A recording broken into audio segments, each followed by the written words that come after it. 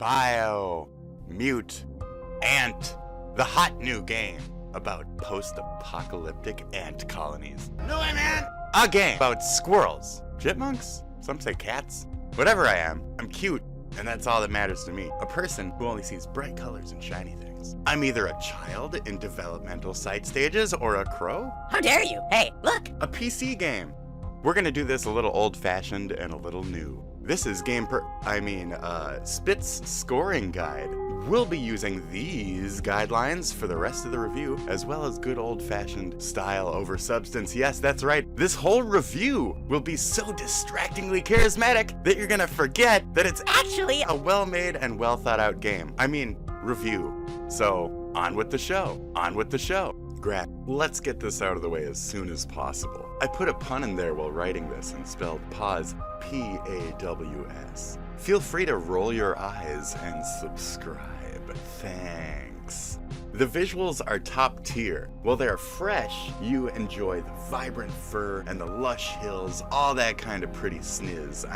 They had a commercial that was just 3 minutes of no words, just visual.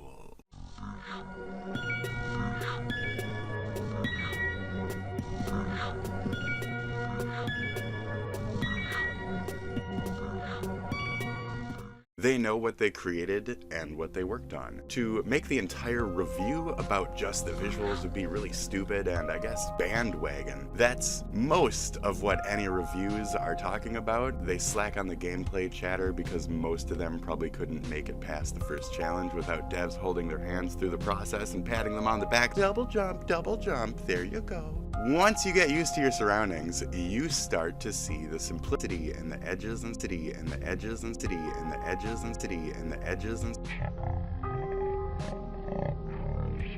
such. Even with my PC at max on all settings, I still feel like you could step it up one more notch and it'd still play and look just fine. Let's just call this the watchdog effect, where you swear there's some graphical settings somewhere that are better, but you're getting the dumbed down version. Overall, the visuals are a good 4 out of 5. Models, weapons, almost everything looks great. I also like how the game uses bright colors and heavy saturation to bring your eye right where it's supposed to be. In other words, this piss, graffiti, and other colors for rarity. Just a moment, please. I'm in the zone, as 'twere. Oh, yes! Why, Rarity, you are a talent. How are my spines? Are they straight?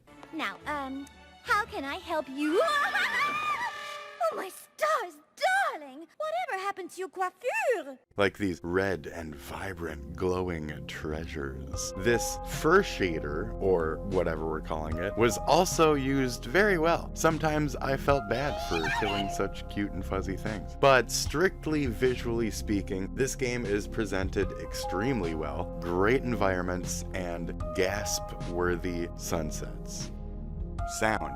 I thought it was good. Other reviewer exists, talks about narration. Hey, you over there! You're more annoying than the narration that has 2 different ways to be adjusted in the options! The sound is fine. A few bars that reminded me of some Final Fantasy melodies and a whimsical flow. You can tell the tracks were created with passion. I don't know what a 5 out of 5 in sound would be like, so again, 4 out of 5. Docking 1 point for the drama over the narration and how he'll probably be replaced with Nolan North if y'all complain enough through Reddit and Twitter. As you can hear, sound ain't really my thing. A few tunes that might become memorable. Sound effects are spot on in most cases. Love pilgrim squeals and squawks. The effects aren't too distracting in most cases. Music-wise, there are hints of World of Warcraft, Final Fantasy, and maybe even Sega Genesis. Tons of stuff at play here. I could see maybe a song or two becoming familiar. For the most part, it's enjoyable and whimsical. Certainly not a Chrono Trigger, but better than average. Somehow, overall, the feel of this soundtrack stays in both the unnatural and natural realms.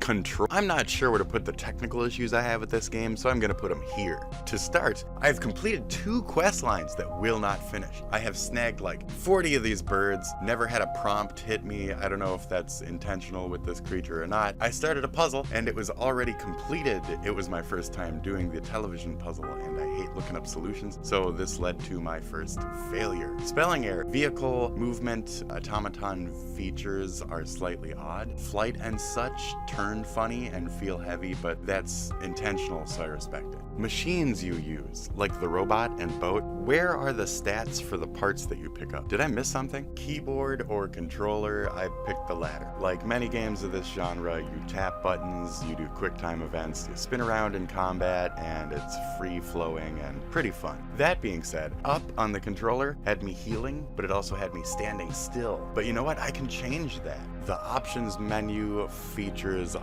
lot of functions and comfort settings for streamers, in-depth video and controller settings. I can even force PlayStation button prompts on Windows on an Xbox controller. That's great. For the most part, you can tell they really thought about typical complaints and made sure to avoid those problems. This might sound a little positive and forgiving overall, but I'm trying to find ways to be constructive through my experiences instead of just poo-pooing the game, because it's not everything I'd hoped it would be.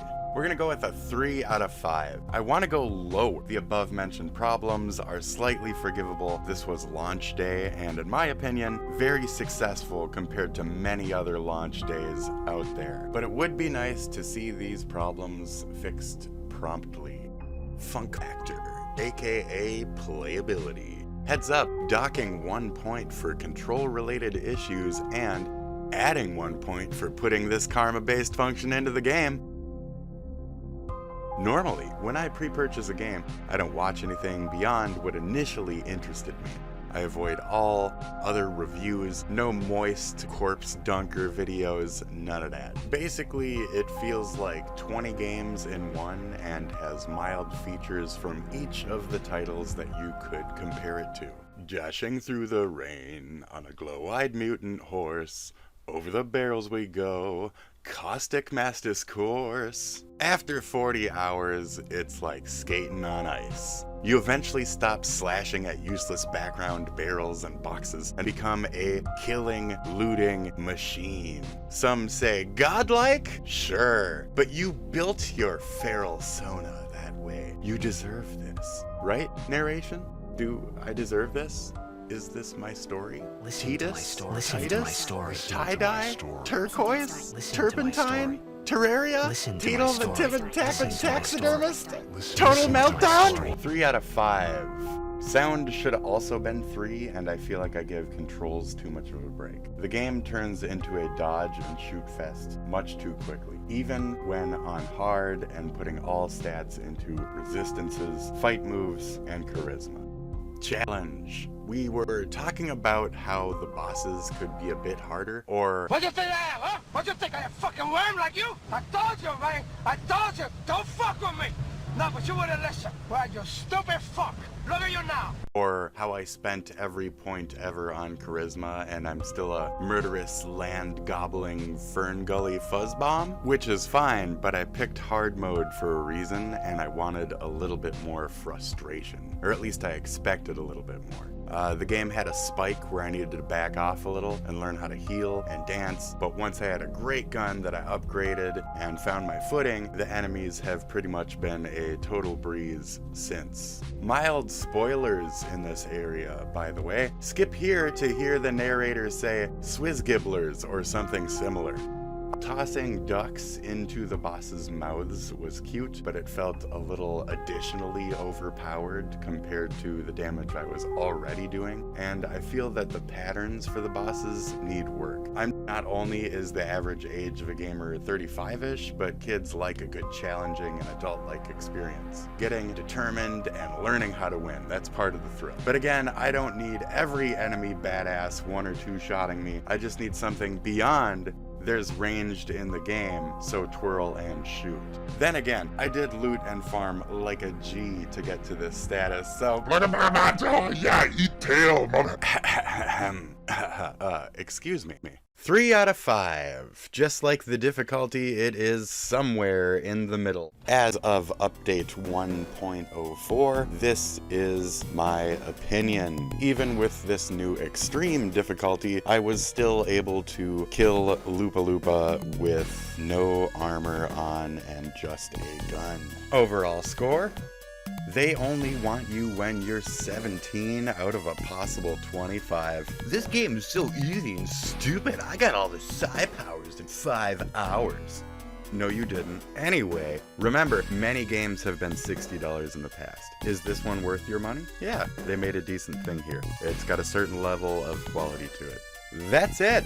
Thanks for stopping by, and as always, see ya. Snozberries! Who ever heard of a snozberry?